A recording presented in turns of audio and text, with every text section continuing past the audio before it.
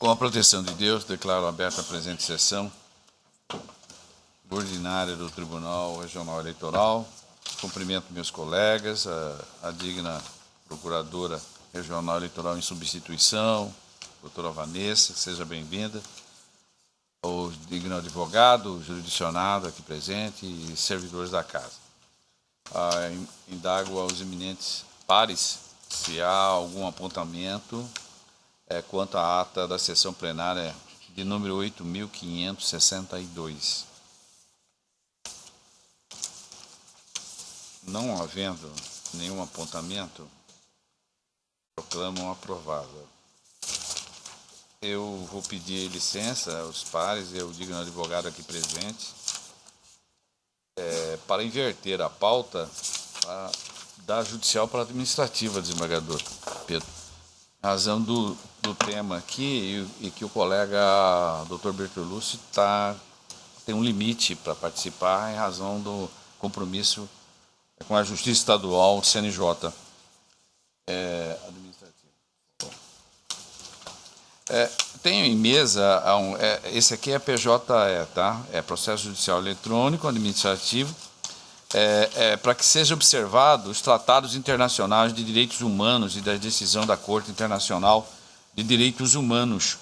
É uma recomendação aos juízes eleitorais para fazê-lo. Há um modo de que outros tribunais e também por uma sugestão, inclusive, do eminente professor Valério Mazueli, que é especialista em direito internacional, fez, e o Tribunal de Justiça e o Tribunal Regional Eleitoral do Mato Grosso do Sul já encampou, enfim, alguns outros tantos tribunais. E, obviamente, que esse tribunal não poderia fechar os olhos a essa realidade. Aliás, foi até uma fala aqui do colega que estava na jurisdição especializada, o Dr. Marcos Faleiro. Então, essa proposta foi encaminhada aos senhores, na realidade, com uma implementação de instrumento hábil a dar concretude às diretrizes e estratégias do Poder Judiciário, estabelecida até pelo próprio Conselho Nacional de Justiça, relativamente ao tema dos direitos humanos. Então, há uma minuta, está em anexo, dessa resolução, recomendando a observância pelos juízes, e aqui também a esta Corte, os tratados de direitos humanos e as decisões da Corte Interamericana de Direitos Humanos. Todos estão de acordo? Então, considera-se aprovado ou resolve, então, portanto, os membros do Tribunal Regional Eleitoral do Mato Grosso, por unanimidade, aprovar a resolução que dispõe sobre a observância dos tratados de direitos humanos. Na sequência, um outro processo administrativo, que é o processo 1.2, é um processo administrativo, minuta de resolução que fixa as competências ordinárias e as relativas à consecução de pleitos municipais e gerais, municípios com mais de uma zona eleitoral. Aqui é um processo judicial eletrônico, mediante o qual tramitam os documentos alusivos à proposta de resolução que fixa as competências ordinárias e as relativas à consecução de pleitos nos municípios dotados de mais de uma zona eleitoral. A aludida proposição foi confeccionada pela dota Corregedoria Regional Eleitoral e em consonância com as manifestações oriundas dos juízes eleitorais abrangidos e tem por escopo evitar a sobrecarga de processos e viabilizar a celeridade adequada aos feitos de natureza eleitoral, bem ainda a readequar as competências à nova realidade resultante da recomposição da zona eleitoral. Isso aqui também é reflexo, desembargador Pedro, do rezoneamento que foi feito neste tribunal de jurisdição especializada. Todos estão de acordo? Receberam a minuta? Então, resolve os membros do Tribunal Regional Eleitoral de Mato Grosso, por unanimidade, aprovar a resolução que fixa as competências ordinárias e as relativas à consecução de pleitos municipais gerais nos municípios dotados por mais de uma zona eleitoral. E por fim, aqui nós temos o processo 1.3, relatório de gestão, prestação de contas do Tribunal Regional Eleitoral de Mato Grosso, exercício 2017. Trata-se de um relatório de gestão do exercício de 2017, produzido em consonância com o artigo 70, parágrafo 1 da Constituição Federal, Instrução Normativa e Decisões Normativas 161 de 2017 e 163, todos do Tribunal de Contas da União, visando otimizar a organização dos documentos, informações e demonstrativos de natureza contábil, financeira, orçamentária, operacional ou patrimonial, que necessariamente deve compô-la, expedir a portaria número 34, atribuindo à Assessoria de Planejamento e Gestão Estratégica a sua coordenação e às unidades administrativas a responsabilidade pela apresentação, veracidade, completude e exatidão dos aludidos conteúdos. Todos receberam o relatório e o voto. É um processo extenso, é muito volume, né? Então eu estou aqui, na verdade, dando ciência aos senhores, porque não depende necessariamente de aprovação, mas só cientificando da existência desse relatório, que será encaminhado imediatamente ao Tribunal de Contas da União, e o prazo já está a expirar, por isso que eu trouxe nesta sessão. Todos estão de acordo com o encaminhamento? Então será encaminhado os membros, portanto, a unanimidade aprovar o relatório de gestão alusivo ao ano de 2017. Agora sim, eu agradeço aí a compreensão quanto à matéria administrativa. Vamos ao processo judicial, e aqui eu comunico já a todos e a todas que o processo 2.1 da pauta física 43.112 vai ser adiado, não pelo fato da doutora Vanessa não ter trazido o voto, mas aliás, houve um pedido de vista formulado pelo doutor Antônio Peleja, que está ausente justificadamente. A exemplo deste, o 2.2, que é o 12.5845/2014, em prestação de contas, da relatoria do colega doutor Antônio Veloso, e que pediu vista, a rigor daria para julgar, mas vamos nos respeitar o quórum, né? O pediu vista do doutor Ulisses Rabaneda, então fica para a próxima sessão em razão da ausência do relator, que poderia eventualmente ser instado a manifestar sobre algum ponto, né? Então, portanto, esse processo vai para a sessão do dia 7/5 do corrente ano. Aqui temos também um outro processo que, em razão da ausência de outros pares, porque pelo fato de ter dado início ao seu julgamento, então, portanto, seria um processo em continuação de julgamento. Como a ausência do Dr. Peleja e também do Dr. Paulo Sodré, então esse processo também vai ser adiado para a sessão do dia 7 de maio, tá? Tem um pedido de preferência com sustentação oral,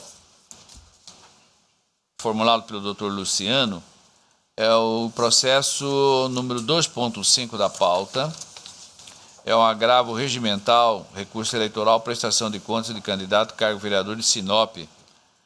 O agravante é Geraldo Antônio dos Santos, e a parte agravada é o Ministério Público Eleitoral. Da relatoria do colega desembargador Pedro Sakamoto, que está com a palavra. Obrigado, senhor presidente. Eminentes pares, trata-se de agravo regimental interposto por Geraldo Antônio dos Santos contra a decisão unipessoal por mim exarada, na qual não conhecido o recurso eleitoral deduzido pelo recorrente, contra a sentença que desaprovou suas contas de campanha referente ao pleito de 2016. Consta da decisão agravada que o apelo interposto pelo recorrente não foi conhecido, tendo em vista a constatação de vício na representação processual do apelante, decorrente da sua omissão em constituir novo procurador após a interposição do recurso eleitoral. O agravante alega, em síntese, que a ausência de advogado regularmente constituído no momento da apreciação do recurso em nada deve prejudicá-lo, haja vista que, por ocasião da apresentação das contas, encontrava-se representado pelo seu antigo patrono. Aduz ainda o autor deste agravo que ele é pessoa leiga e, como tal, confiou na informação prestada pelo advogado renunciante de que o vício processual constatado seria por ele corrigido. O recorrente salienta também que o agravo interposto deve ser examinado à luz dos princípios da instrumentalidade das formas, uma vez que o defeito processual em questão encontra plenamente sanado diante da sua representação atual por advogado regularmente constituído. Por derradeiro, pugna pelo provimento do presente agravo regimental a fim de que esta Corte prossiga no julgamento do recurso eleitoral proposto. Instado a pronunciar, doutor Procurador-Geral Eleitoral devolveu os autos sem manifestação ao argumento de que, na espécie de debate, atua somente como fiscal da lei, não integrando a relação jurídica. O relatório, presidente.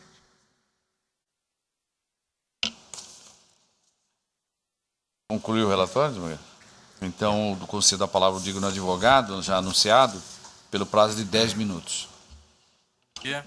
Gostaria de cumprimentar os doutos julgadores em nome do agravante que aqui se encontra. O presente agravo visa reformar a decisão monocrática proferida pelo doutor desembargador Pedro Sakamoto, o qual não reconheceu o recurso e julgou extinto pela falta de capacidade postulatória. A decisão do doutor ela foi uma decisão coerente e correta, porém, conforme provas acostadas nos autos, o agravante ele foi prejudicado por um ato que o seu antigo patrono não soube explicar o motivo. Ele renunciou à procuração e garantiu ao meu cliente, ao agravante, que iria constituir um novo advogado. E tal fato ele não poderia nem fazer, porque como ele renunciou à procuração, não teria como ele apresentar um subestabelecimento. Então, a gente viu aí que o erro, o meu cliente, na verdade, ele foi prejudicado por esse erro cometido pelo próprio advogado. E como podemos analisar no processo, ele é um processo que ele já estava concluído, ele já estava com todos os andamentos encaminhados, defesas prontas. Não tinha motivo para o meu cliente desistir desse processo no momento em que ele se encontrava. Então, eu venho aqui perante Vossas Excelências pugnar pelo acolhimento do presente agravo e pedindo encaminhamento do recurso para apreciação.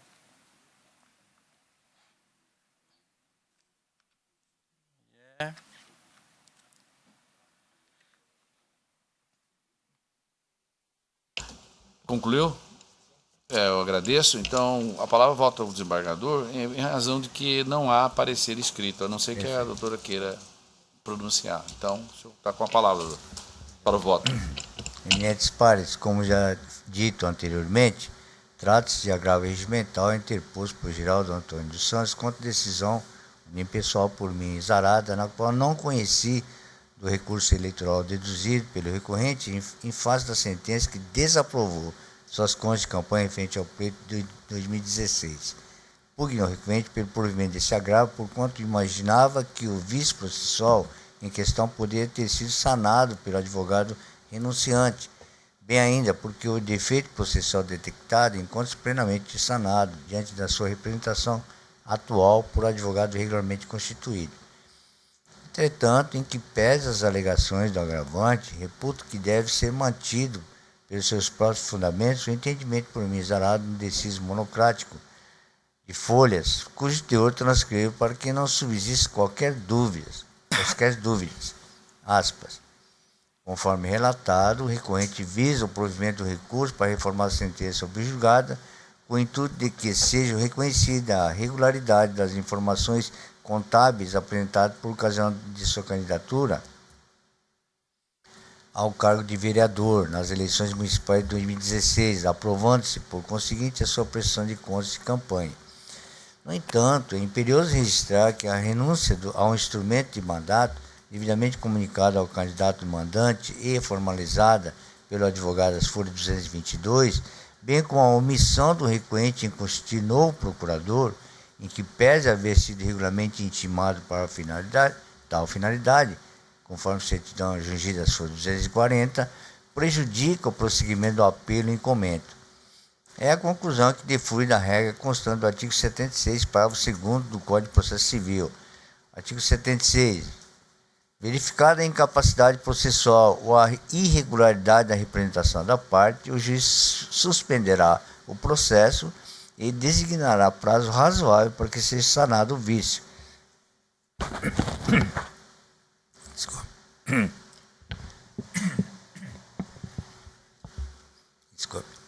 Parágrafo 2º. Descumprida a determinação em fase recursal perante o Tribunal de Justiça, Tribunal Regional Federal ou Tribunal Superior, o relator, inciso 1º, não conhecerá do recurso se a providência couber ao recorrente. 2º, determinará o desentranhamento das contrarrazões e a providência, se a providência couber ao recorrido. Diante do exposto, com fundamento do artigo 76, 485, inciso 4, 932, inciso 3º e 1001 do Código de Processo Civil, não conheço desse recurso eleitoral, julgando extinto o processo no estado em que se encontra. Fecha aspas. Prossigo. Com efeito, conforme ficou consignado na decisão agravada, supratranscrita, a renúncia ao instrumento de mandato foi devidamente comunicada ao candidato agravante, constante se infere do documento de folha 222 deste feito, atendendo de start o causídico renunciante ao regramento estabelecido no artigo 112 do Código de Processo Civil, vazado nos seguintes termos, aspas, artigo 112, o advogado poderá renunciar ao mandato a qualquer tempo, provando, na forma prevista neste Código, que comunicou a renúncia ao mandante, a fim de que esse nomeie sucessor. Parágrafo 1º.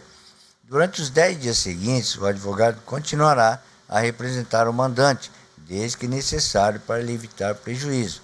Parágrafo 2º. Dispense-se a comunicação referida no caput quando a procuração tiver sido otorgada a vários advogados e a parte continuar representada por outro, apesar da renúncia. Fecha aspas. Prossigo. Diante desse cenário, verificando a irregularidade na representação da parte, este relator intimou o agravante para sanar o vício constatado, observou o disposto no artigo 76 e 933 do Código de Processo Civil. Transcrevo, vou poupar da leitura. Prossigo. No entanto, considerando que o agravante deixou transcorrer óbvio o prazo que lhe foi assinalado para regularizar a representação processual, folha 240, de acordo com o inciso 1, parágrafo 2º do artigo 76 do Código de Processo Civil, o não conhecimento do recurso é a medida que se impõe. Eis o que dispõe a norma supracitada. Parágrafo 2º. Descumprida a determinação em fase recursal perante o Tribunal de Justiça, Tribunal Regional Federal ou Tribunal Superior, o relator, inciso 1º, não conhecerá do recurso se a providência couber ao recorrente.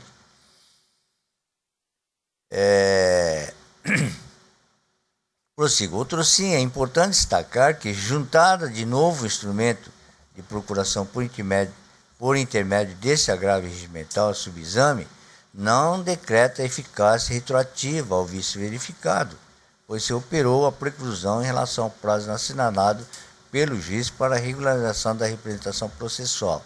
Acerca do tema, este é o entendimento sedimentado pelos tribunais eleitorais. Vou ler apenas a parte negritada. A ausência de representação processual proveniente de renúncia posterior à interposição do recurso impõe à parte o dever de regularização. A inércia do requerente, que, devidamente cientificado pelos advogados renunciantes, não constitui novo patrono, acarreta ou não conhecimento do recurso. Precedentes. Esse recurso é de relatoria da ministra Luciana Lócio, publicado na DJE de 2 de 9 de 2016. Também trago outros nesse mesmo sentido e prossigo. Desse modo, constatada a omissão do recorrente em constituir novo procurador, em que pese haver sido regularmente intimado para tanto, fica prejudicado o prosseguimento do recurso eleitoral interposto pelo agravante.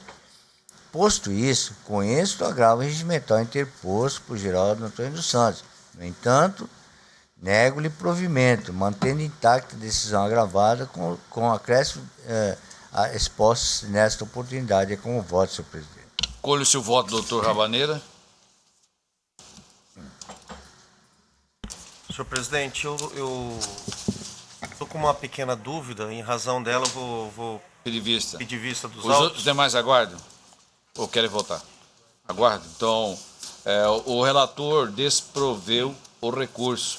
Pediu vista o primeiro vogal, os demais aguardam. Julgamento suspenso. Passemos à pauta. O 2.4 é uma prestação de contas de partido político, contas anual relativo ao exercício 2012, Partido Progressista, PP. Diretório Regional Partido Progressista, da relatoria da doutora Vanessa Curti Perenha, a parecer escrito pela desaprovação. No momento oportuno eu colherei oralmente. Com a palavra digna a relatora.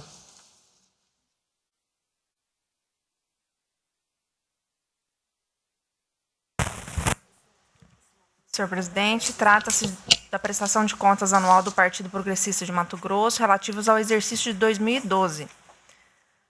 Após relatório preliminar da CCIA, a agremiação apresentou nova manifestação às folhas 176 e 831. Houve emissão do primeiro parecer técnico conclusivo da CCIA, folhas 836 e 848, pela desaprovação das contas. Devidamente intimado, o PP apresentou esclarecimentos e documentos às folhas 878 e 939. No segundo parecer conclusivo, folhas 944 e 963, a CCIA manteve o apontamento técnico pela desaprovação das contas. A douta Procuradoria Regional Eleitoral opinou pela desaprovação das contas também. Diante da redação dos parágrafos 1º e 2º do artigo 65 da nova resolução do TSE 23.546, de 18 de dezembro de 2017, determinei, então, a adequação do rito procedimental deste processo de prestação de contas anuais, sem que fosse anulados ou prejudicados os atos já praticados, conforme manda expressamente a resolução supracitada. Por isso, procedeu-se a intimação da agremiação e dos responsáveis para, se quisessem, apresentar alegações finais no prazo de 3 dias, conforme artigo 40, caput da já mencionada resolução. O PP apresentou suas alegações finais, as folhas 1021 e 25, onde postulou a aprovação das contas. Devidamente intimados, os responsáveis Pedro Henri Neto e Edson Paulino de Oliveira não apresentaram alegações finais. É o relatório. Ouça-se a douta Procuradora Regional Eleitoral. Senhor presidente, em nome de quem eu cumprimento todos os demais, o Ministério Público Eleitoral, ao tempo que ratifica o parecer apresentado, destaca, dentro do seu parecer, de que a conclusão é pela desaprovação das contas, 4 situações bem pontuais. O primeiro dele, um suposto consumo de 3.500 litros de gasolina no autoposto Tuiuiu, no valor de R$ 9.975, pagos com recurso público, do qual o recorrente alega que o referido combustível foi utilizado para abastecer 7 veículos, utilizados nesse período de 50 dias. Não só pela excessiva quantidade de litros de combustível utilizado para 7 veículos, o que é uma média extremamente excessiva, beirando próximo do absurdo. O posto localizado onde foi o autoposto Tuiuiu se localiza na cidade de Cáceres e o fornecedor das caminhonetes locadas tem sede em Cuiabá.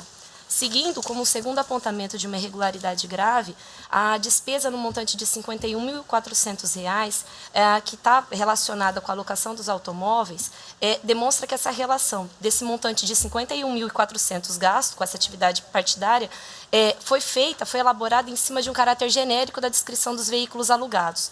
Dessa forma, ou se todas as vezes que era necessário um abastecimento, esses automóveis iam até Cáceres a serem abastecidos, automóveis locados na cidade de Cuiabá, ou, do contrário, esses automóveis para lá nunca foram, ou para Cuiabá nunca vieram. Nesse sentido, como um terceiro elemento de irregularidade, foi constatado o emprego indevido de recursos do fundo partidário, a exemplo de multa eleitoral, pagamentos de multa de eleitoral em nome de terceiro, assinatura de jornais, aquisições de mais de 20 mil cartões de Natal e envelopes, além de devoluções de recursos de origem não identificada. Como último e quarto apontamento de gravidade, o Ministério Público Eleitoral destaca o pagamento de despesas no montante superior a R$ 65 mil, recursos movimentados através de uma conta contábil de número 555, designada como outros recursos. O órgão técnico do Tribunal Regional Eleitoral identificou, entre aspas, que não há como verificar se as despesas pagas pelo Caixa são referentes realmente ao PP Mato Grosso, bem como não é possível identificar a origem das entradas na conta Caixa, que devem ser entendidas como receitas de origem não identificadas. Nesse sentido, e principalmente considerando a sessão plenária, né, do dia 18 de abril do ano de 2018, onde o colega presente, o Rabaneda, pontuou todo o registro da diferença de gravidade, foi todo refeito aqui pelo Tribunal Regional Eleitoral, demonstrando critérios objetivos para que se entenda referente à suspensão de repasse. O Ministério Público Eleitoral entende que é um caso de superlativa gravidade, manifesta-se pela desaprovação, mas diferente do parecer apresentado, que pleiteou a suspensão de repasse por 6 meses, altera o parecer no sentido da sessão plenária do dia 18 de abril, pela sanção de suspensão de repasse, agora pelo período de 8 meses, por entender que se trata de um caso de superlativa gravidade. Senhor presidente, só uma questão de ordem, tá, antes que prossiga o julgamento. Eu observei aqui no relatório da doutora Vanessa que foi citado como responsável um dos responsáveis pelo diretório do Partido Progressista, o senhor Pedro Henri Neto, de qual eu já advoguei, de modo que eu declaro aqui o meu impedimento, porque não obstante não ser o prestador das contas, é possível a aplicação de sanção nessa situação, de modo que eu declaro aqui meu impedimento para julgar o presente feito. Anotado em ata, prossiga a digna relatora, já com o parecer oral da Procuradoria. Senhor presidente e eminentes pares, essa prestação de contas também me deu um grande trabalho em fazer toda a checagem dessa documentação contábil, que não é fácil. E também os laudos apontados pela CCIA, eles trazem algumas dificuldades de compreensão no tocante a algumas rubricas, e alguns pontos eu trouxe aqui destacados, em alguns eu concordo com a Procuradoria Regional Eleitoral, e em alguns pontos eu diverjo. Então, eu vou trazer aqui esses pontos que eu achei mais relevante e inicio a declaração do meu voto. Tá? Em síntese, em relação à presente prestação de contas, farei enfrentamento das questões mais graves, cujos apontamentos levaram a CCIA à manifestação pela desaprovação de contas, segundo o parecer técnico conclusivo de folhas 944 e 963, e ainda os apontados pela Procuradoria Regional Eleitoral como bastantes para desaprovação. Item 1. Inexistência de comprovação de aplicação de recursos do fundo partidário na criação e manutenção de programas de promoção e difusão da participação política das mulheres, conforme a Lei 9.096/95. O montante que deveria ser aplicado era de R$ 24.500. A justificativa apresentada pela agremiação, as folhas 178, é que a aplicação era feita pelo Diretório Nacional. Tal justificativa não é aceitável, pois que desprovida de qualquer prova nesse sentido, além do que não afasta a obrigação do Diretório Regional, que recebe os recursos do fundo partidário, a aplicar essas verbas de acordo com a destinação legal. Reputo grave a irregularidade, devendo o partido, no exercício subsequente, a crescer de 2,5% do fundo partidário para esta destinação, conforme previsto no parágrafo 5º do artigo 44 da Lei 9.095, na redação dada pela Lei 12.034 de 2009. Destaco nesse ponto que o parecer do órgão técnico era pela devolução desse valor ao fundo partidário. Eu entendi que não é o caso, não existe previsão para essa, mas sim essa previsão de acrescer 2,5% no exercício subsequente. Tá.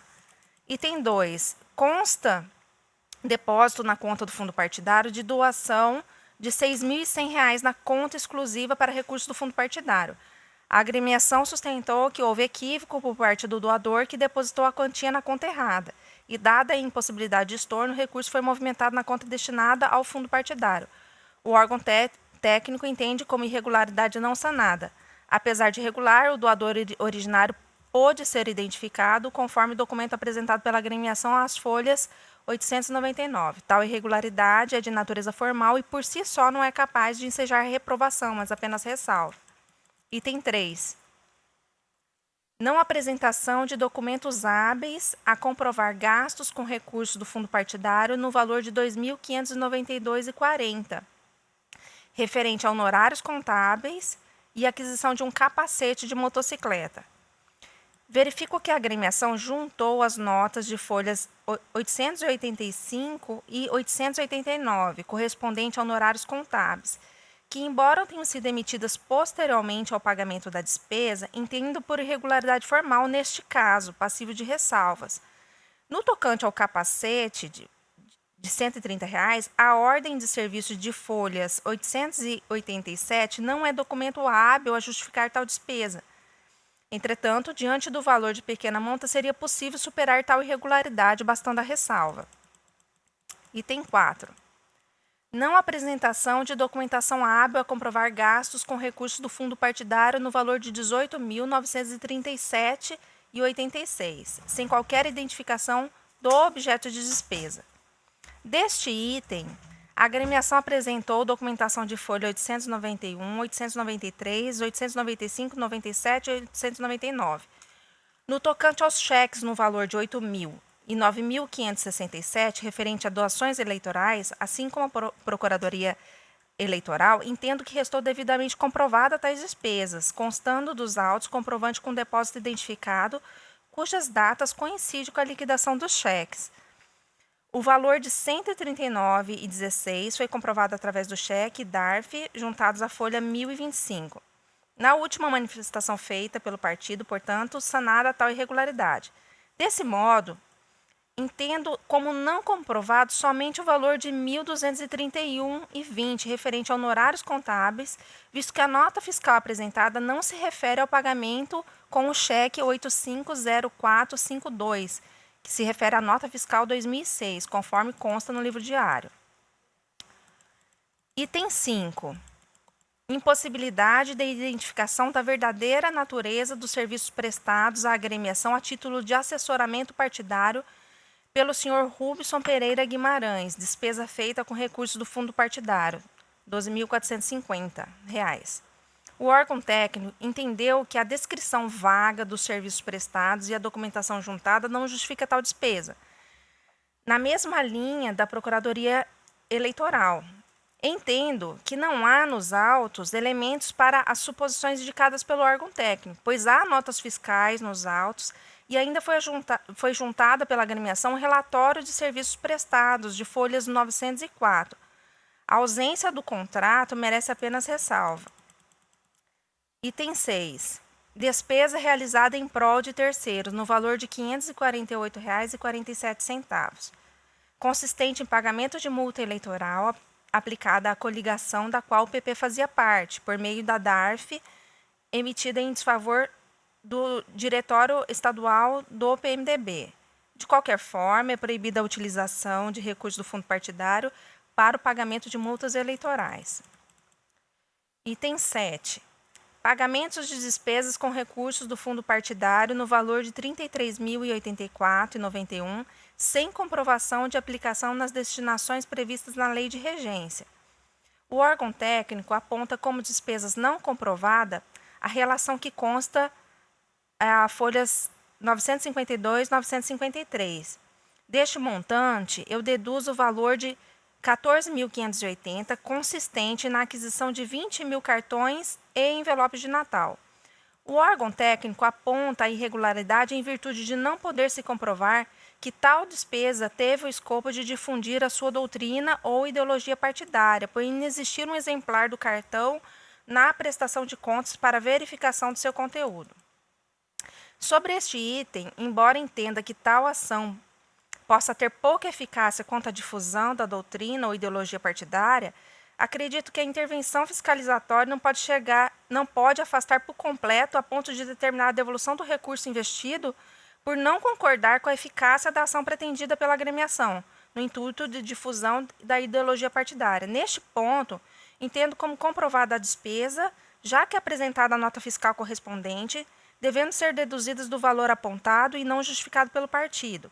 Assim, resulta em R$ 18.504,91 o valor a ser restituído quanto a este item ao fundo partidário.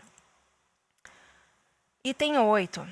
Não apresentação de qualquer documentação referente à receita e aos pagamentos feitos por meio da conta contábil número 555, Caixa, outros recursos. Essa é uma das irregularidades que reputo mais graves. O total registrado como recebido é de R$ 65.984,31, folhas 961. A ausência de documentação impede a verificação da origem e da destinação dos recursos. Não há como constatar se as despesas pagas por tal conta são realmente referentes ao PP Mato Grosso. Mais grave, não é possível identificar a origem das entradas na conta, que devem ser entendidas como receitas de origem não identificada. Item 9. Pagamentos realizados ao fornecedor Sal Transportes de Turismo Limitada, no valor de R$ 51.400, tendo como objeto a alocação de 7 caminhonetes pelo período de 50 dias, de 20 de julho de 2012 a 10 de setembro de 2012. Segundo a CCIA, a descrição dos veículos foi considerada bastante genérica, o que impediu a averiguação precisa dos veículos locados e a verificação exata do custo individual de cada veículo.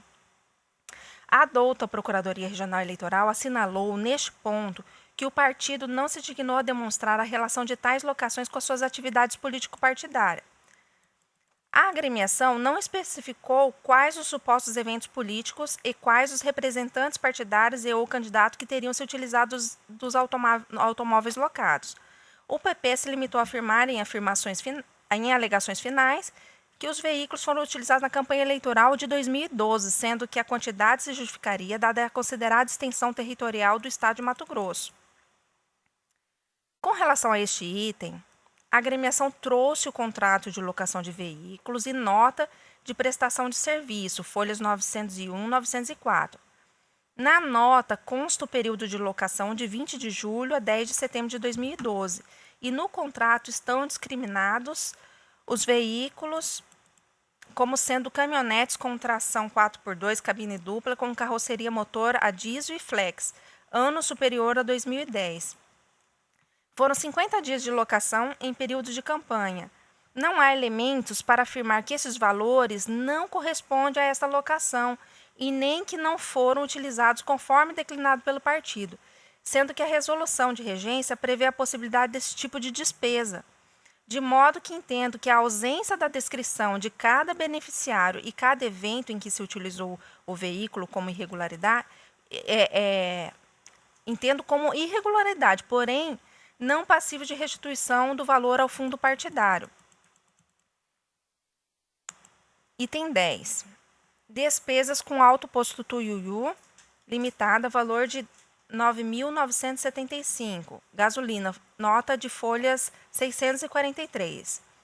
O órgão técnico e a Procuradoria Eleitoral questionam tal gasto de combustível, posto que não há identificação dos veículos em que foram utilizados tal produto. A agremiação manifestou-se dizendo que este gasto é referente ao abastecimento dos veículos locados e que, se distribuídos pelo período da locação, a utilização é de 10 litros por carro, nada absurdo considerando por dia.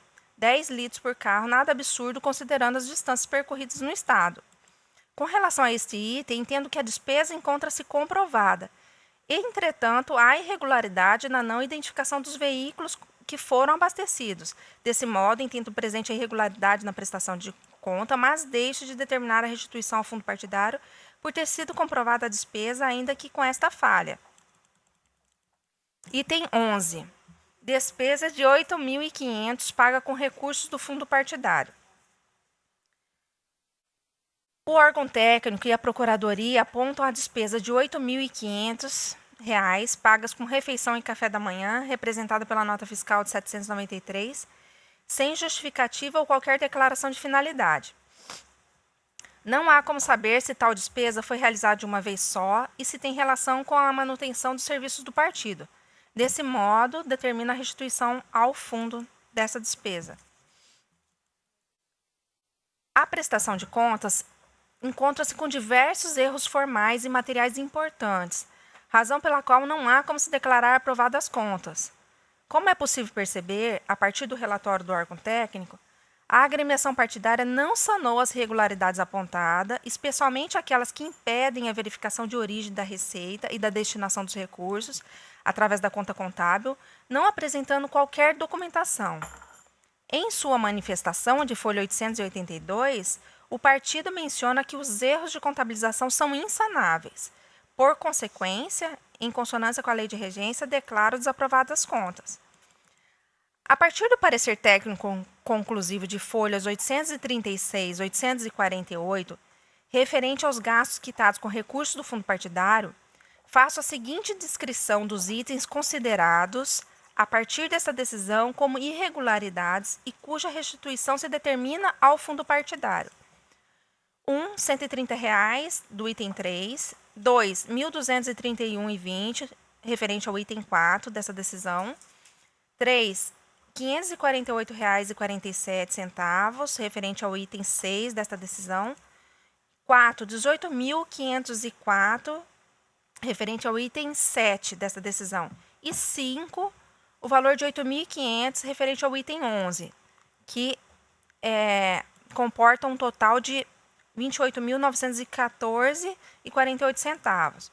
Somado a este valor de R$ 28.914,48, deve ainda o Diretório Regional do Partido Progressista de Mato Grosso recolher ao fundo partidário a quantia de R$ 65.984 decorrente de receitas de origem não identificada.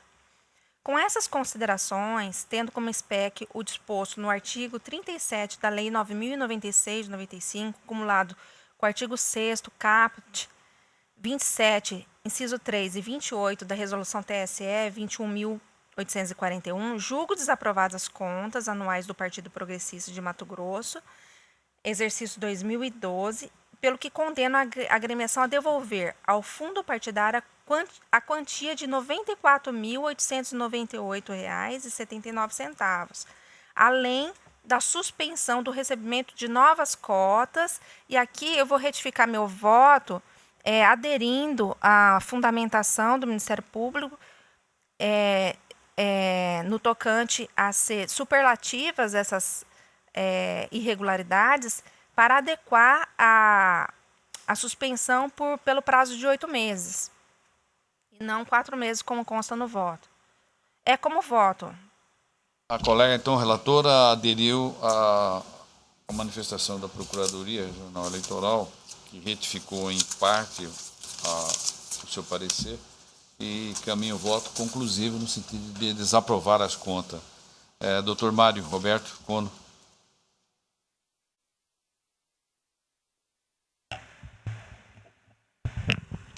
Bom,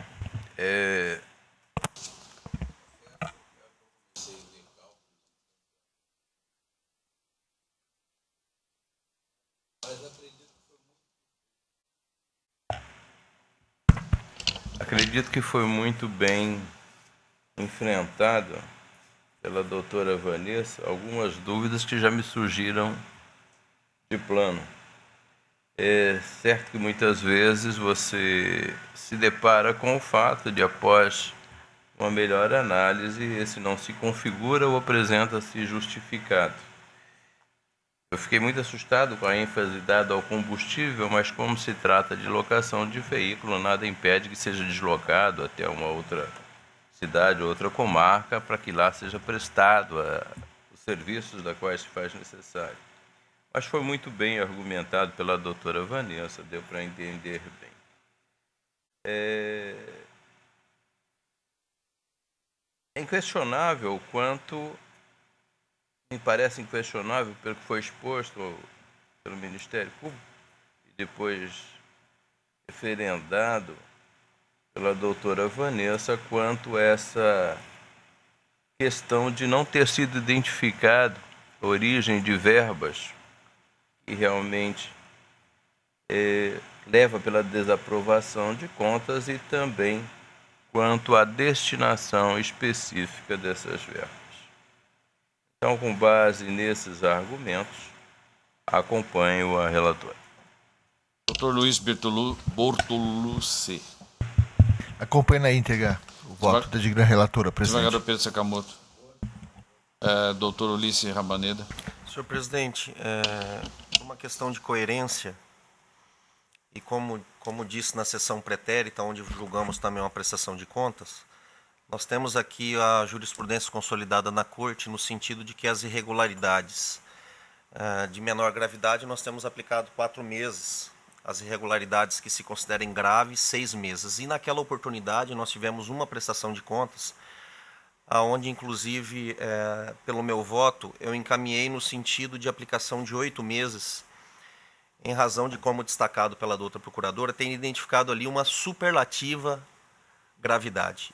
E naquele caso, eu assim me manifestei porque existia na prestação de contas uma situação em que ficou demonstrado que o partido político desobedeceu uma decisão judicial que impedia o recebimento de cotas do fundo partidário e mesmo assim ele recebeu e utilizou os valores de cotas do fundo partidário, como dito, desobedecendo uma ordem judicial. O que esta irregularidade, por si só, já vinha fazendo com que a Corte fixasse as suspensões de cotas do fundo partidário por 6 meses. Contudo, naquela prestação de contas, além desta, que por si só justificava os 6 meses, nós tivemos uma miríade de outras irregularidades, razão pela qual eu votei no sentido dos 8 meses.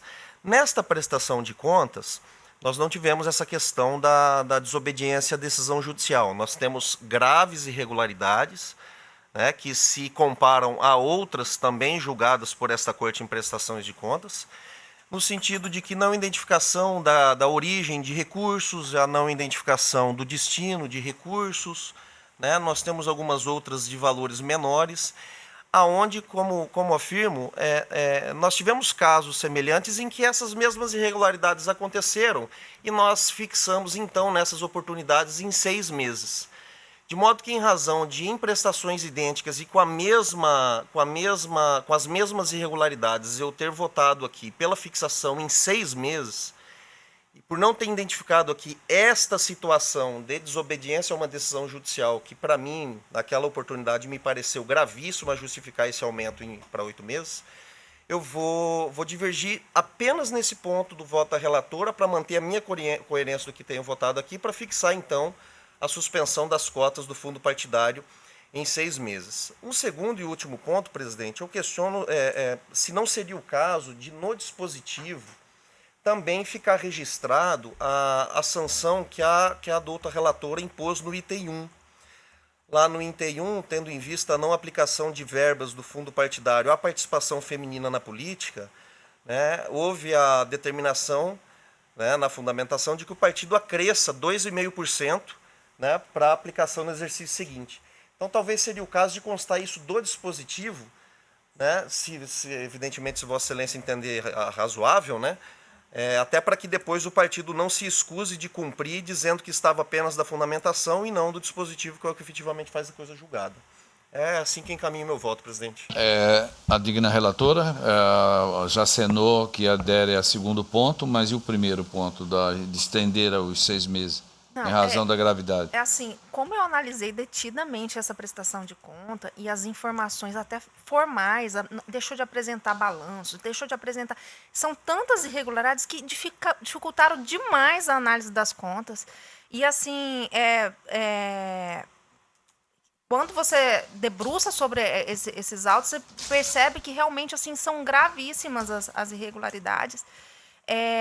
Inclusive assumidas pelo próprio partido, que confessa que são insanáveis. Então, eu entendo superlativa mesmo e vou manter essa questão dos 8 meses. E compreendo também, respeito às ponderações do... A senhora foi 8 meses e o colega está fazendo em 6 meses. Isso. E justamente por ter realmente encontrado diversas dificuldades nesse processo.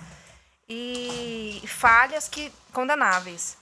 E também adiro a essa, de constar no dispositivo, essa determinação do item 1. Sim. Certo. Como doutor Ulisses. Os demais que já votaram, mantenham os seus votos na íntegra, acompanhando a relatora. A relatora.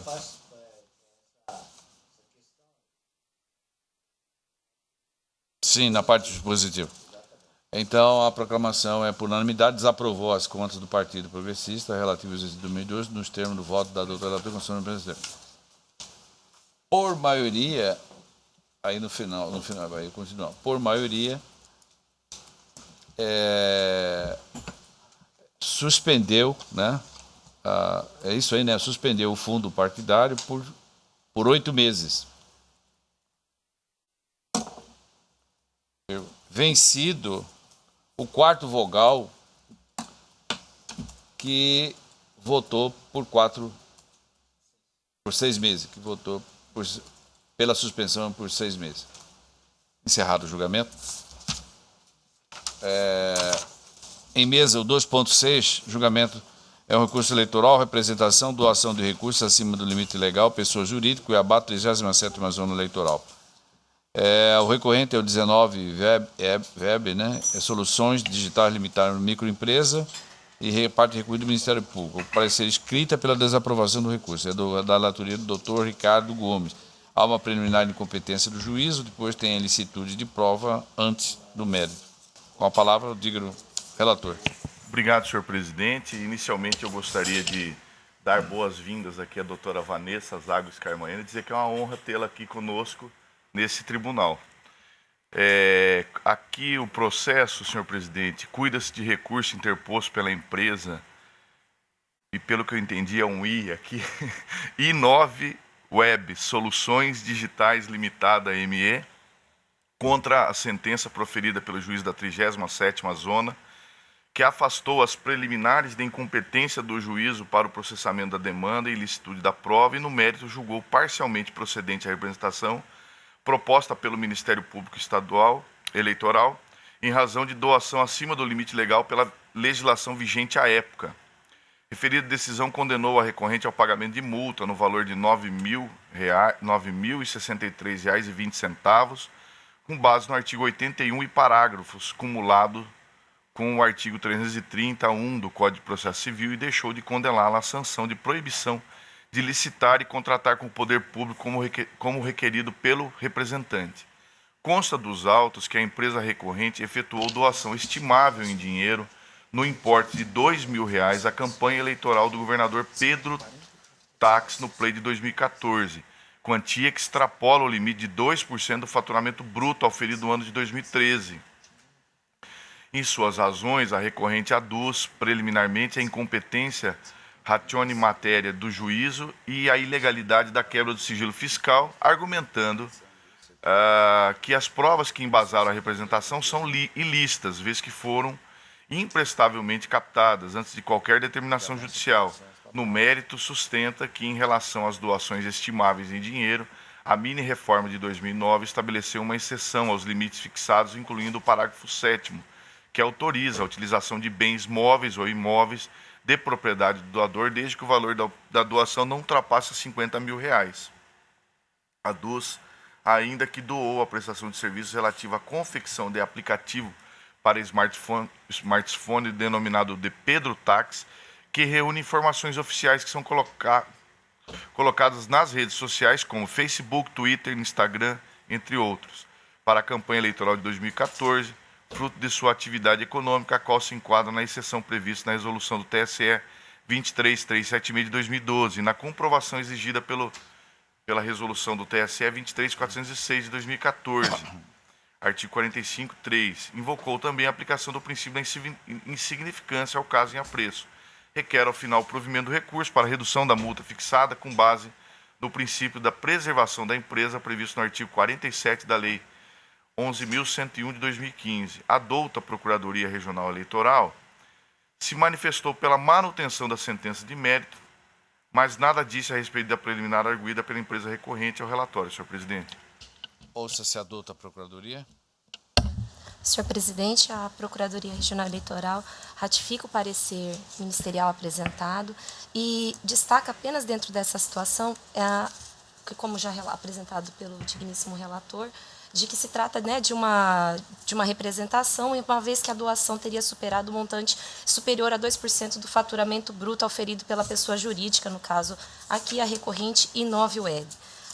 O que o Ministério Público Eleitoral gostaria de destacar em especial é que foi observado dentro desse processo exatamente o artigo 25 da Resolução número 23406 de 2014, a respeito da comunicação pela Receita Federal do Brasil ao Ministério Público e, no caso, à Corte Eleitoral. Justamente o que se chegou dentro dos autos é que, quando informou a comunicação desse montante que ultrapassou o limite permitido de 2%, veio justamente seguido de identificação nominal, respectivo de número de inscrição de CPF e CNPJ, e foi absolutamente resguardado o respectivo sigilo dos rendimentos da pessoa física e, no caso, em comento, do faturamento da pessoa jurídica. A tese da empresa recorrente, em especial, é que ela destaca, uma vez que na representação do Ministério Público Eleitoral foi apontado que a doação ela foi no montante da quantia de R$2.000.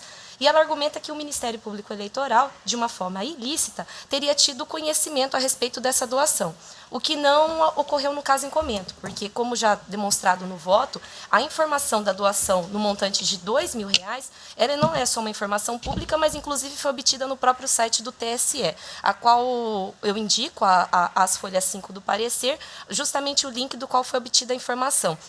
Somente após a quebra de sigilo bancário em decisão devidamente fundamentada foi quando se chegou à informação nos autos de que o faturamento da empresa era um montante superior e a empresa havia extrapolado o seu limite na quantia de R$1.812.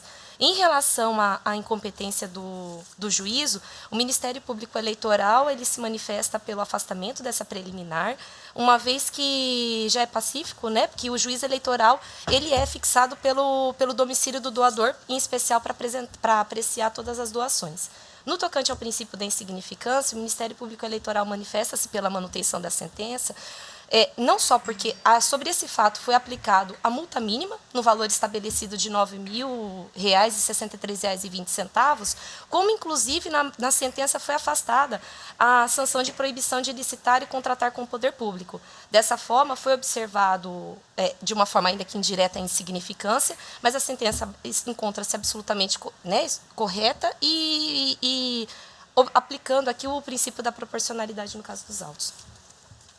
Agradeço a intervenção. A palavra volta ao relator para o voto. Senhor presidente, eu vou apreciar primeiro a preliminar de incompetência em razão da matéria do juízo, mas aqui é muito simples a questão, porque realmente, como bem disse a eminente procuradora, a competência aqui é fixada pelo domicílio do doador, de modo que tem jurisprudência não só desta corte, como inúmeras jurisprudências do Tribunal Superior Eleitoral, eu estou afastando a preliminar. Todos estão de acordo? Matéria bastante tranquila. O segundo é prejudicial de mérito, que é a ilicitude de prova que geraria nulidade, não é isso? Isso. Presidente, aduzo a recorrente Inovweb Soluções Digitais, Limitada, ME, que a prova produzida nos autos é ilegal, pois vieram a conhecimento público antes de qualquer determinação judicial. Afirma que o Ministério Público Eleitoral teve acesso aos valores supostamente doados pela representada e seu faturamento muito antes da concessão da liminar que autorizou a quebra do sigilo fiscal. O juiz da 30ª Zona Eleitoral, ao rechaçar as argumentações da recorrente, consignou que, abro aspas, não merece acolhida também tal preliminar arguída, haja vista que não caracteriza a quebra de sigilo fiscal a mera informação de que a representada extrapolou o limite legal de doação. Aceitar tal corolário seria lançar por terra a possibilidade de sancionar doações ilícitas, fecho aspas. Referido posicionamento do juiz singular deve ser confirmado nessa instância recursal, pois no caso não há que se falar em ilicitude de prova. O Ministério Público não teve prévio acesso aos dados fiscais da pessoa jurídica, ora recorrente, mas por intermédio do convênio firmado entre a Receita Federal e a Justiça Eleitoral para o intercâmbio de informações, e assim teve ciência de que a recorrente realizou as doações acima do limite legal, não incidindo assim qualquer vício em tal procedimento. Senhor presidente, eu estou afastando a preliminar e só destacaria dois aspectos a mais aqui, e que essa prova, ela, na verdade, esse indício, fator indiciário para instaurar a representação, ela foi comprovada em juízo, né? E aí sim com contraditório e tudo mais, então não há que se falar em qualquer ilicitude de prova ou de informação, de modo que eu também estou rejeitando essa preliminar.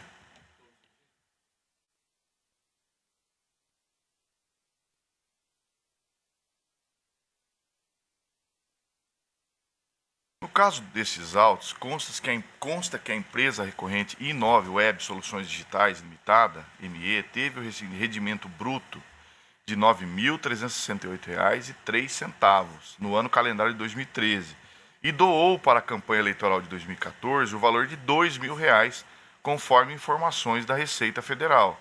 Nos termos do artigo 81, parágrafo 1º da Lei 9.504/97, vigente à época, as doações e contribuições das pessoas jurídicas para as campanhas eleitorais podiam ser feitas até o limite de 2% do faturamento bruto do ano anterior à eleição, o que na espécie corresponderia ao valor máximo de R$ 187,36.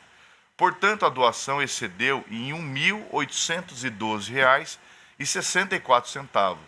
Saliento que é unânime o entendimento desta Corte, do Colégio do Tribunal Superior Eleitoral, de que, uma vez extrapolado o limite legal permitido para a doação, impõe-se a aplicação da multa à pessoa jurídica doadora nos termos do artigo 81, parágrafo 2º da Lei 9.504/97, permitindo apenas ao julgador dosar entre o mínimo e o máximo da multa legalmente prevista, mas nunca isentar o infrator dela. Desse modo, não obstante a aplicação da pena de multa restar assegurada por critérios objetivos, a sua dosimetria depende da gravidade da infração e deve ser pautada pelos princípios da proporcionalidade e razoabilidade, portanto, critérios aí até com grau de subjetividade. Considerando que o juiz Acó dosou a pena no seu mínimo legal, não procede o pedido da recorrente quanto à aplicabilidade da redução da multa imposta, sob pena de vulneração da norma que fica os parâmetros de doações de pessoas físicas e jurídicas às campanhas eleitorais, como restou consignado no agravo de instrumento número 11.898, julgado pelo Tribunal Superior Eleitoral, sob a relatoria do eminente relator ministro Napoleão Nunes Maia Filho. Colaciono aqui julgados do Tribunal Superior Eleitoral e prossigo, senhor presidente. Ao julgar parcialmente procedente a representação em pauta, o juiz condenou a representada Inove Web Soluções Digitais ao patamar mínimo de 5 vezes a quantia doada em excesso, portanto, o valor de R$ 1.812,64, que resultou no montante doado em excesso, que resultou no montante de R$ 9.063,20, nos termos do artigo 25(2), parágrafo 2º, da resolução do TSE 23.406 de 2014. Start, a decisão ora combatida deve ser ratificada em todos os seus termos, mesmo porque o juiz Acó, além de observar o mínimo legal na imposição da multa à recorrente, como bem destacou a douta Procuradoria Regional Eleitoral, abro aspas, valendo-se da proporcionalidade, afastou a sanção de proibição de licitar e contratar com o poder público, pois não restou demonstrado o excesso relevante. Fecho aspas. Por outro lado, a alegação da recorrente de que a doação efetuada foi estimável em dinheiro, que em tese se enquadraria na exceção aos limites fixados pela mini-reforma de 2009, qual seja a utilização de bens móveis ou imóveis de propriedade do doador, desde que o valor da doação não ultrapasse o valor de R$ 50 mil, esta também não deve prosperar. Em que pese restar demonstrado que a prestação de serviços relativos à confecção de aplicativo para smartphone denominado de Pedro Tax, que reúne informações oficiais que são colocadas nas redes sociais como Facebook, Twitter, Instagram, entre outros, para a campanha eleitoral de 2014, fruto de sua atividade econômica, se insere no rol estampado no cartão CNPJ de folhas 44. A comprovação da suposta doação estimável não atendeu às exigências legais escritas no artigo 45 da resolução do TSE 23.406 de 2014, abro aspas, e cito aqui o mencionado dispositivo.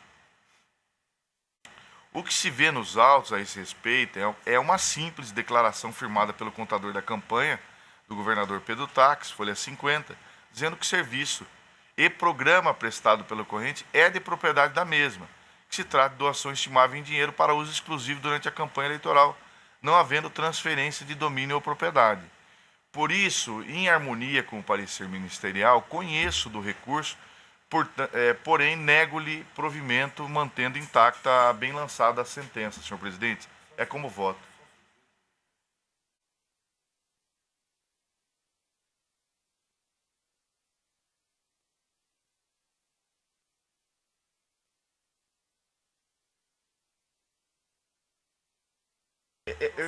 Sim, está acolhida. Eu já tinha dito isso anteriormente, mas eu acho que é importante ficar consignado. Há algum voto divergente? Então vamos colher o voto um por um. Doutora Vanessa?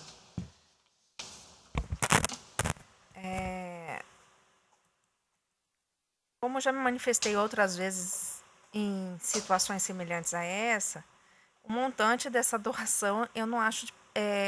o excesso não é de pequena monta, considerando o faturamento da empresa. Uma empresa que fatura 9 mil não pode doar do seu rendimento 2 mil, fica insustentável a sua atividade econômica a partir dessa afirmação. O que eu entendo nesses casos, que até a sanção mais correta seria a proibição de contratar um poder público diante de tamanha benevolência em você doar grande parte do seu faturamento, né? Então, como o recurso é da parte, não poderia ter, então eu concordo com a... Não há recurso, né, no caso. Isso, exatamente. Então, concordo com o relator. E aí, doutor? Doutor Mário? Eu acompanho. O doutor Luiz Aparecido? Acompanho, presidente. Desembargador Pedro? Doutor Ulisses? Doutor Ricardo, eu tenho uma dúvida. A inicial da representação, ela reconhece que a doação foi estimável em dinheiro. A própria inicial. Então, esse fato parece que é incontroverso. Correto? Aqui, o que nós temos é uma empresa de tecnologia, né? O relator detecta que consta como um dos objetos da atividade da empresa exatamente o objeto que foi doado. De modo que, me parece, presidente, com a devida vênia, que está devidamente comprovado, até por ser incontroverso, porque a inicial assim aponta, que o que foi doado aqui foi um serviço da empresa na confecção de um sistema para smartphone, não é isso? Em que ela ofereceu para o candidato dentro da sua própria atividade. Então não houve um dispêndio de dinheiro da empresa numa doação. Então me parece caracterizado a exceção prevista na lei das eleições, onde nós temos...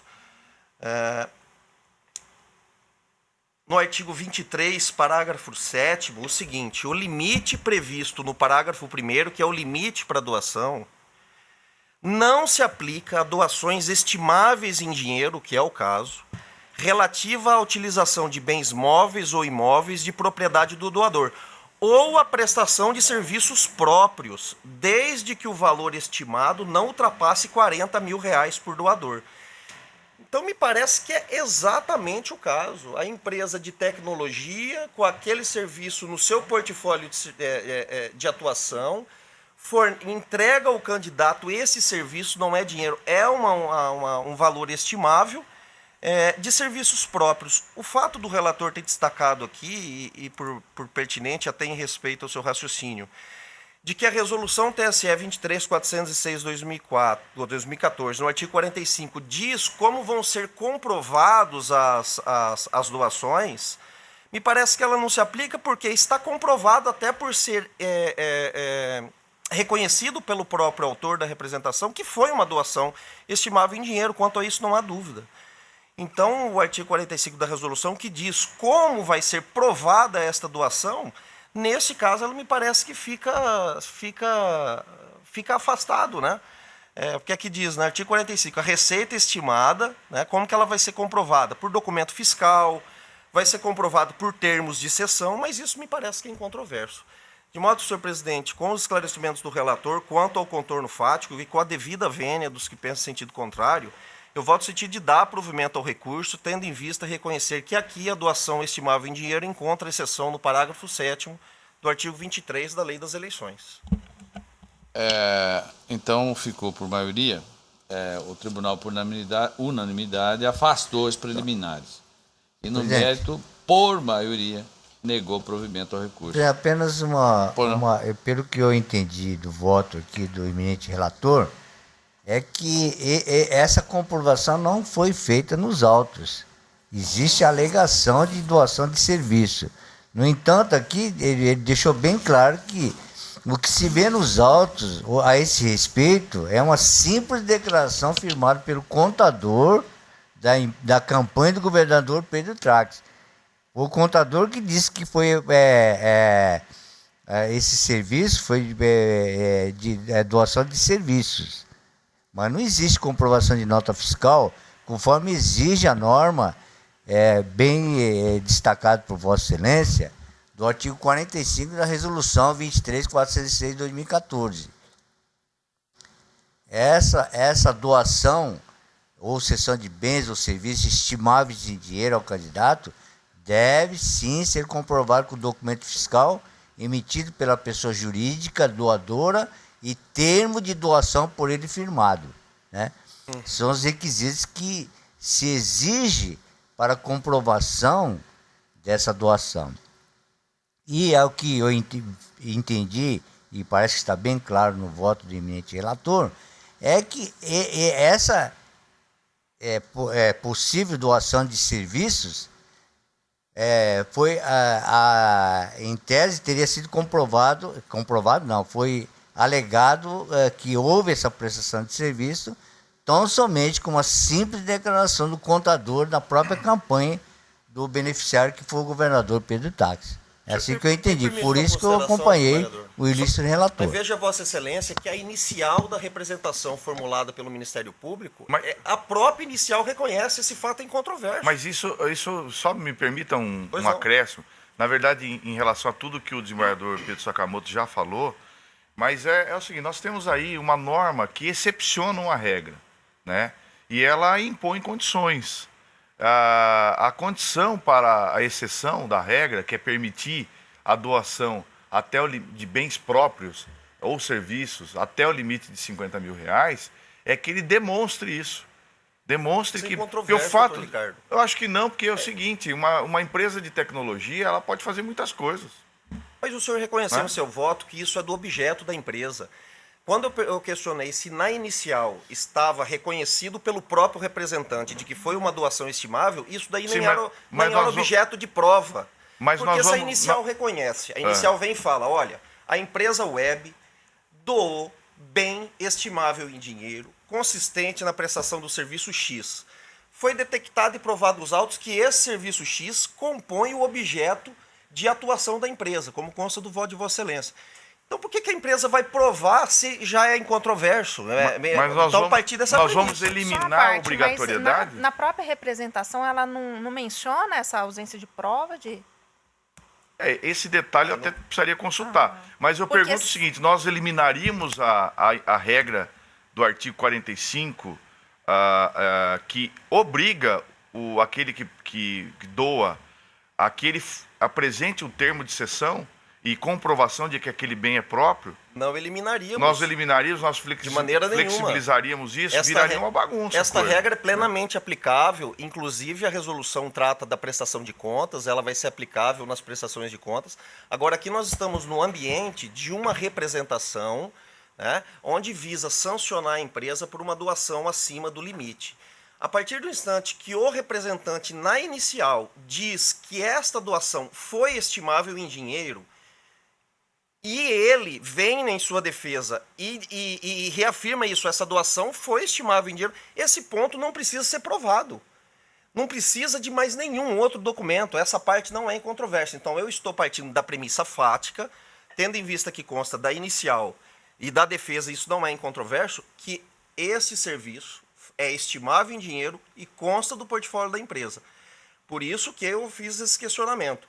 Agora, se na própria inicial isso fosse... Não, olha, houve uma doação e não se soubesse qual foi o conteúdo dessa doação, se foi em dinheiro, ou se for, aí haveria sim a necessidade de haver uma demonstração. Agora, me pareceu incontroverso. Ou então, doutor Ulisses, se na própria representação tiver, houve essa doação estimável em dinheiro. Entretanto, não há provas, eu entendo que se consta da representação que isso não foi comprovadamente... O aspecto... Aí a gente isso é controvertido. Mas o aspecto que eu estou levantando é o seguinte: há uma obrigação da norma. A norma impõe que ele cumpra um determinado requisito. Doutor Ulisses, o fato é controverso, sim, a partir do momento em que há essa representação. Você dizer que as partes do mesmo lado dizem a mesma coisa não torna o fato incontroverso. Tanto o candidato que faz a prestação de contas como aquele que faz a doação estão, sim, não está um representando contra o outro, né? Pelo menos a princípio. E sim, essa atenção, seja do Ministério Público ou de um adversário. Doutor Mário, veja, o autor da representação está dizendo, o autor, aí são partes opostas. O Ministério Público, na inicial, pelo que me esclareceu o relator, estou partindo dessa premissa fática. O Ministério Público disse na inicial que foi uma doação estimável. Não é isso? Não há informação de que é uma doação estimável. Então, estou de acordo com o relator. Então a questão não... Então, controvertir, aí tem que ter... Aí dentro da prova. Então, estou de acordo. O tribunal... Aí muda realmente. O tribunal, por unanimidade, afastou as preliminares e, no mérito... negou o provimento ao recurso nos termos do voto do doutor relator em consonância com o parecer ministerial. Na sequência, chama o julgamento 2.7 da relatoria do doutor Ricardo também Gomes de Almeida, que é um recurso eleitoral prestação de contas de candidato a cargo vereador de Jauru, a 41ª zona eleitoral. É o Nivanir Gonçalves de Ramos, que é o recorrente, e a parte recorrida do Ministério Público Eleitoral, ao parecer escrito, preliminarmente pelo não conhecimento do recurso e no mérito pelo desprovimento. Com a palavra o digno relator. Obrigado, senhor presidente. Cuida esse recurso interposto por Nivanir Gonçalves Ramos, em face da sentença proferida pelo juiz da 41ª Zona Eleitoral, desaprovou as contas da candidata ao cargo de vereadora referente às eleições de 2016. O douto magistrado desaprovou as contas em razão da constatação de irregularidades no parecer técnico que indicam a omissão de gastos eleitorais que comprometem a consistência e confiabilidade das presentes contas. Em suas razões recursais, a recorrente argumenta, em síntese, que não há elementos nos autos a comprovar que a doação possui caráter ilícito. Requer, ao final, o provimento do presente recurso, a fim de que se reforme a sentença ora vergastada e que suas contas sejam aprovadas. A douta Procuradoria manifestou-se às folhas 57 e 58 pelo não conhecimento do presente recurso ante a sua intempestividade e, se conhecido no mérito, seja negado o provimento mantendo a sentença de primeiro grau relatório. Ouça-se a douta Procuradoria. Ratifico o parecer, excelência. Ratificado o parecer, doutor Ricardo, com a palavra para o voto. Senhor presidente, aqui eu vou apreciar uma preliminar de intempestividade e, conforme bem levantou o Ministério Público Eleitoral, o recurso é intempestivo. A sentença recorrida foi publicada no Diário Eletrônico da Justiça Eleitoral em 31/10/2017, terça-feira, conforme certidão do cartório eleitoral de folhas 47, que assim descreve: certifica o recurso nominado em face da sentença de folhas 40 publicado no DJE 2525 de 31/10/2017 foi interposto intempestivamente. Em razão do feriado na Justiça Federal, nos dias 1/11/2018, quarta-feira, e 2/11/2017, quinta-feira, a contagem do prazo iniciou-se em 3/10/2017, uma sexta-feira, e se encerrou no domingo, dia 5/11/2017.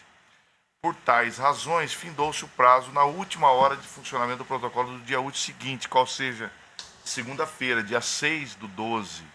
E o protocolo do recurso foi feito somente no dia 7/12, de modo que eu estou acolhendo a preliminar de intempestividade suscitada pelo douto Procurador Regional Eleitoral e estou não conhecendo o recurso interposto.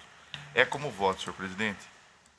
Todos acolhem a ausência do pressuposto processual, a intempestividade do recurso? Estou com uma dúvida aqui, senhor presidente. Não, a dúvida é se a parte foi ouvida sobre a preliminar. Presidente. Ela foi ouvida? Eu estou com uma dúvida, eu preciso analisar isso. O artigo 10º. Retirado de pauta para a diligência do relator, esse processo anunciado. Desembargador Pedro Sakamoto. Deixa eu explicar para os colegas, eu estou acelerando, é porque aproveitar o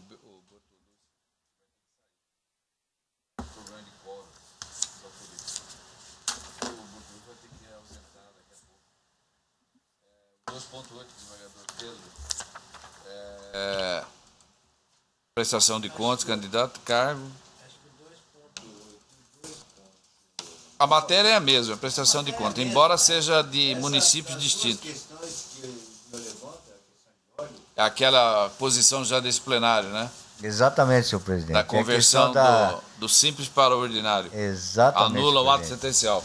Exatamente. Os dois casos é de nulidade por não haver a conversão, né? Sim. Do da rito... forma simplificada para exatamente. Aham.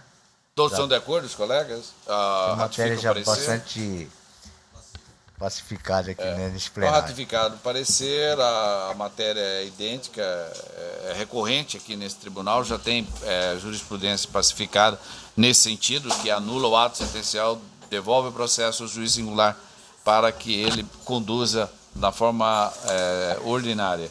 Então, o tribunal, essa é a proclamação então para os dois processos. O tribunal, por unanimidade, deu provimento ao recurso, isso se repete no outro, nos termos do voto do doutor relator em consonância com o parecer ministerial. Senhor presidente. Quer dizer, deu provimento para anular o ato sentencial e determinar a devolução ao juízo singular para regular prosseguimento pelo procedimento ordinário. Senhor presidente, pois não, Ricardo. Só uma indagação. O processo que foi retirado de pauta, há a possibilidade ainda de retorno ou de retificação dessa... Porque eu estou verificando aqui, o Ministério Público de primeiro grau, ele já havia suscitado a preliminar, então não há que se falar aqui de... E ele, nas contra-razões, ele... Me parece que sim. Ele suscitou em contra-razões. Depois das contra-razões, a parte foi intimada a se manifestar sobre a preliminar... ele fez em contra-razões? Contra-razões. Mas aí tem que saber se ele realmente foi intimado. Mas a intimação porque ele foi até do julgamento aqui no tribunal. Não, mas ele foi surpreendido, não é assim tão óbvio. Sei. Quer dizer que então, lá não sai. Toda contra-razão vai ter que ter... Não, se tiver preliminar. Doutor Ricardo, o correto era pensar dessa forma, entendeu? O profissional diligente, ele teria que ir em cartório, pegar o processo e ver. O problema não é ele, é a parte que vai ser sacrificada. Então, por isso que precisa evitar o elemento se tiver um parecer na contra-razão, se nós falarmos que porque está na contra-razão não foi intimado, supera, se tiver um parecer, supera também, porque não foi intimado por julgamento também. Então eu mantenho a... Tá certo.